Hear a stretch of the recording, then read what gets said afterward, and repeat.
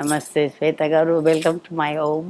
Wow, really madam very excited to come to your home. నిజంగా చాలా బాగుంది మీ ఇల్లు. Thank you. అండ్ మీరు ఎలా ఉన్నారు? బాగున్నాను. బాగున్నారు. ఎంత హెల్త్ అంతా నైసా? ఇప్పుడు మంచిగా సెట్ అయ్యారా?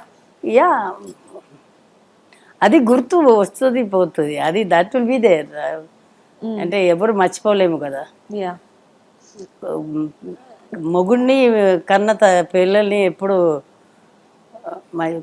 అఫ్ కోర్స్ తల్లిదండ్రి కూడా ఆఫ్ కోర్స్. వాళ్ళే ఫస్ట్, తర్వాతనే హస్బెండ్, తర్వాత మన పిల్లలు. మర్చిపోలేము, అది గుర్తుకు వస్తుంటుంది. కాకపోతే హస్బెండ్ అనేసరికి ఒక అటాచ్మెంట్.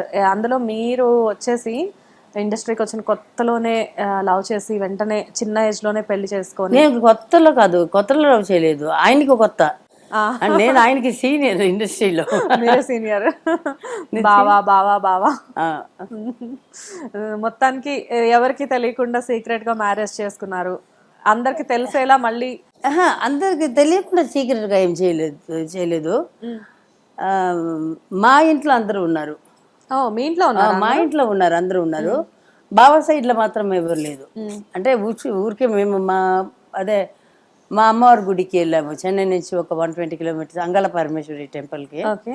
సో అక్కడ వెళ్ళినప్పుడు సార్ ఒక తాళిబొట్టు పెట్టుకొని, ఇప్పుడు పెళ్ళి అవ్వకపోతే మళ్ళీ అమ్మాయి చేసుకోదు అని ఎవరో ఒక జ్యోతిష్కుడు చెప్పాడని చెప్పి చేశారంట. ఆ గర్భగుడి లోపల ఉన్నాము. సరే ఎట్లయినా ఆయన ఫిక్స్ అయిపోయాము. ఈ రోజైనా ఇంకా 10 సంవత్సరం అయినా 20 సంవత్సరం అయినా ఆయనతోటే పెళ్ళి అనేది కన్ఫర్మ్డ్. ఇంకెందుకు, కలిసే ఉంటున్నాము. సరే తాళి కట్టేసుకున్నాను అంతే. మళ్ళీ 6 years తర్వాత అందరికి తెలిసి పెళ్లి చేసుకున్నాము. చాలా మందికి ఇంక్లూడింగ్ మీ ఒక టైంలో నాకు కూడా ఉన్న డౌట్, నేను ఒకసారి మిమ్మల్ని అడిగేస్తాను. శాంతి గారు ఒకప్పుడు చాలా పెద్ద బిజీ స్టార్. బిఫోర్ మ్యారేజ్ ఏ మూవీలో చూసినా కానీ మీదంటూ ఒక స్పెషల్ సాంగ్ ఉండేది. ఇప్పుడు ఆ సాంగ్స్ని వేరే వేరే పేర్లతో పిలుస్తున్నారు, కానీ డెఫినెట్గా చెప్పాలి అంటే ఇట్ ఇస్ స్పెషల్ సాంగ్. అయితే అలా బిజీగా ఉన్న మీరు చిరంజీవి గారి దగ్గర నుంచి బాబు మోహన్ గారి వరకు అందరితో ఒక స్పెషల్ సాంగ్ చేశారు, ఈవెన్ నాగేశ్వరరావు గారితో కూడా. ఎవరితో, వెంకటేష్ గారితో మాత్రం చేయలేదు. మిగతా వాళ్ళు అందరితోటి చేస్తాను. సో శ్రీహరి గారేమో అప్పుడప్పుడే వచ్చారు. ఏ నమ్మకంతో పెళ్లి చేసుకున్నారు? ఆయన మాట్లాడిన విధం, అడిగిన విధం 1000 మంది చెప్పి ఉండొచ్చు ఐ లవ్ యూ అని.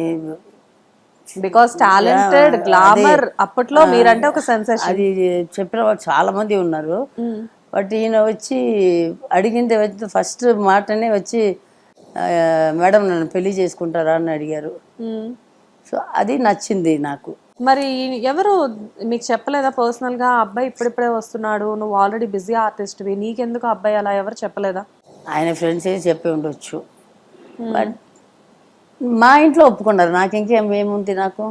బట్ మీకు కూడా ఒక చిన్న డౌట్ ఉండాలి, నేను బిజీ ఆర్టిస్ట్ని, తను ఇప్పుడే వస్తున్నారు, ముందు ముందు ఎలా? నేను డబ్బుల కోసం చూడలేదండి, నేను ఎప్పుడు దీనికోసం చేయలేదు. సో అంటే నేను మిమ్మల్ని మనీ గురించి అని కాదు, జనరల్గా ఎందుకు అడుగుతున్నానంటే, అఫ్కోర్స్ ఒక బిజీ ఆర్టిస్ట్ అప్పుడప్పుడే వచ్చిన ఇంకొక ఆర్టిస్ట్ని మ్యారేజ్ చేసుకుంటే మేబీ ఆఫర్స్ విషయంలో కానివ్వండి, ఇలాంటివన్నీ కూడా కొంచెం క్యాల్కులేషన్స్ ఉంటాయి కదా. అండ్ అప్పట్లో నాకు తెలిసింది ఏంటంటే మీ ఫ్యామిలీని కూడా మీరే సెటిల్ చేయాలి అన్న విషయం నాకు తెలుసు. సో ఆ టైంలో భయం వేయలేదా, అమ్మో ఇప్పుడు పెళ్లి చేసుకుంటే తినేమన్నా తర్వాత రిస్ట్రిక్షన్స్ పెడితే ఎలాగా అని చెప్పేసి? అంతేం లేదండి, ఆయన అడిగిన విధం నచ్చింది. మా ఇంట్లో మా అమ్మకి చెప్పాను, మా అమ్మకి మా పెద్దక్క విజయకన్ను ఉంది, మా మా అక్క హస్బెండ్. దాని ముందు చాలా మంది చెప్పి ఉన్నారు, ఐ లవ్ యూ చెప్పి ఉన్నారు. తర్వాత వస్తుంది కదా మామూలు దీనికే వస్తుంటారు, పెళ్లి చేసుకుంటాం అది వీళ్ళని పెద్ద పెద్ద డబ్బు ఉన్న వాళ్ళు, అదేమంటారు జమీందారు అలాంటి ఫ్యామిలీస్ నుంచి ఉంటుంది కదా వాళ్ళకి. అట్లాంటి వాళ్ళు చాలా మంది ఇది చేశారు. But I was not interested. నాకేంటంటే పెళ్లి చేసుకుంటే ఒకటేసారి పెళ్ళి అవ్వాలి, చచ్చేదాకా ఆయనతోటే ఉండాలి. ఆయన ఏం పెట్టినా సరే మనకు కావాల్సింది తిండి, చినిగిపోకుండా ఒక బట్టలు, అది ప్లాట్ఫామ్ నుంచి కొన్ని ఇవ్వండి లేకపోతే బ్రాండెడ్ ఇవ్వండి, ఏదైనా ఒకటి మనం ఇది చేయడానికి బట్టలు. అదే నాకు నగల మీదో లేకపోతే దాని మీద దీని మీదో లేకపోతే బయట తిరగడము, అసలు అదంతా ఏమి లేదు. ఆయన అడిగేది నచ్చింది. తర్వాత ఆయన ఫేస్లో కూడా ఒక మంచి అట్రాక్షన్ ఫేస్ అయింది. తర్వాత బాడీ అప్పుడు ఏ హీరోస్ అయితే ఇంకా అర్జున్ గారు అప్పుడు ఉందనుకుంటాను. బట్ ఆయనకంటే అర్జున్ గారు సారీ, ఆయనకంటే మా ఆయన ఇంకా అందంగా ఉంటారు. ఆ అర్జున్ గారు చూస్తే పర్వాలేదు, నేను ఐ బోక్ విత్ బట్ రియల్లీ అంటే మీరు చెప్తున్నారని కాదు కానీ శ్రీహరి సార్ నిజంగానే ఆ బాడీ కానివ్వండి, ఆ ఫేస్ కానివ్వండి ఎంత షార్ప్ ఉంటుంది ఫ్యూచర్స్ అన్ని. Yes yes. సో అది అడిగింది నా లక్, ఆయన దొరికింది. ఆయనకి రావచ్చు రాకపోవచ్చు, లేకపోయినా ఆయనకి వచ్చి ఆయన చదువుకున్నారు, is a graduate. And sports లో వచ్చి ఆయనకి gymnast, is a gold medalist. ఏదైనా ఒక జాబ్ వస్తే నన్ను చూసుకుంటారు. నాకు అప్పుడు ఇంట్లో నాకు కొన్ని ప్రాపర్టీస్ ఉన్నాయి. సో ఇక్కడ లేకపోయినా అక్కడైనా సెటిల్ అయిపోతాము.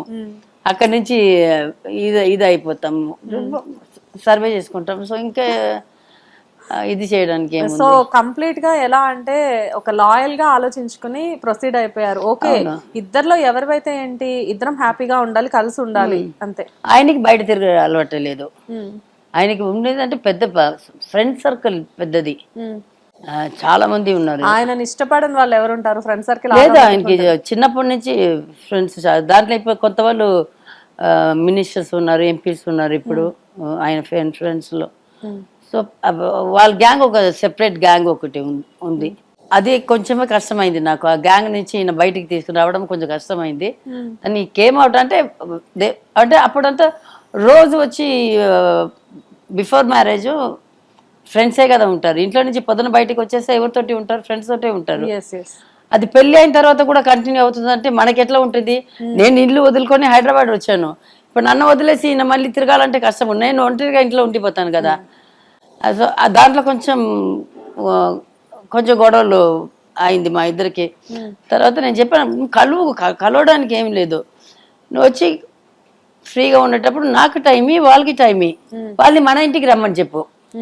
బయటికి వెళ్ళి కూర్చోవడము అది ఇది అంటే లేదు. లేకపోతే వాళ్ళ ఇంటికి వెళ్దాము, వాళ్ళ ఇంటికి వెళ్తే నేనే వెళ్ళిపోతాను. ఇప్పుడు చాలా మంది నేను వదిన అని పిలుస్తాను, అన్నయ్య అని పిలుస్తాను. సో అందరు వదినాలు అవుతారు. వాళ్ళతోటి కూర్చుంటాను, నువ్వు కూర్చుని నువ్వు నీ ఫ్యామిలీ టైం చేస్తే దాంట్లో కొంచెం ఇది అవుతుంది. ఎందుకని వేరే దేంట్లో మా ఇద్దరి మధ్యలో మిస్అండర్స్టాండింగ్ ఎప్పుడు రాలి. యాక్చువల్ గా చాలా మంది వైఫ్ అండ్ హస్బెండ్ కి వచ్చే ప్రాబ్లం ఇదే. ఆ హస్బెండ్ కి ఫ్రెండ్స్ ఎక్కువ ఉంటే వైఫ్స్ అందరు కూడా కొంచెం పొసెసివ్, మాకు టైం ఇవ్వట్లేదు, ఉన్న కాస్త క్వాలిటీ టైం ఫ్యామిలీతో గడపాలి అని చెప్పి. అందులో సార్ మీ మ్యారేజ్ అవడంతో ఆయన చాలా బిజీ అయిపోయారు. అప్పుడు మ్యారేజ్ అయినప్పటికీ హీ గాట్ మెయిన్ క్యారెక్టర్స్ ఇదే ఉంది. తర్వాత నేను ఏది ఉన్నా మనసులో ఏదైనా ఇది ఉంటే వెంటనే మాట్లాడేస్తాను, దాచిపెట్టాను. ఇప్పుడు దాచిపెట్టుకొని ఆయన వెళ్ళి అక్కడ కూర్చున్నారు, ఇట్లా అక్కడ ఫ్రెండ్స్ దగ్గర ఉన్నారు అనుకోండి, అది అట్లాగా పెద్దగా అయిపోయి అదే డివోర్స్కి చాలా మట్టుకి అదే రీజన్ అవుతుంది. సో నాకు ఇష్టమైంది నేను చెప్పేశాను అనుకోండి, ఆయన అర్థం చేసుకున్నారు అనుకోండి, ఇంకా గొడవలకి ఏం ఇది ఉండదు కదా. ఆయనకి బిగినింగ్ లో తెలిసిపోతుంది, ఆవిడ క్యారెక్టర్ ఇదే, దీంతోటే బతకాలి చచ్చేదాకా, నాకు ఆయన క్యారెక్టర్ ఇదే, ఈయనతోటే బతకాలి చివరి దాకా అని ఆయన ముద్ద అయిపోతే తర్వాత చిన్నది ఇది ఏదైనా వస్తుంది.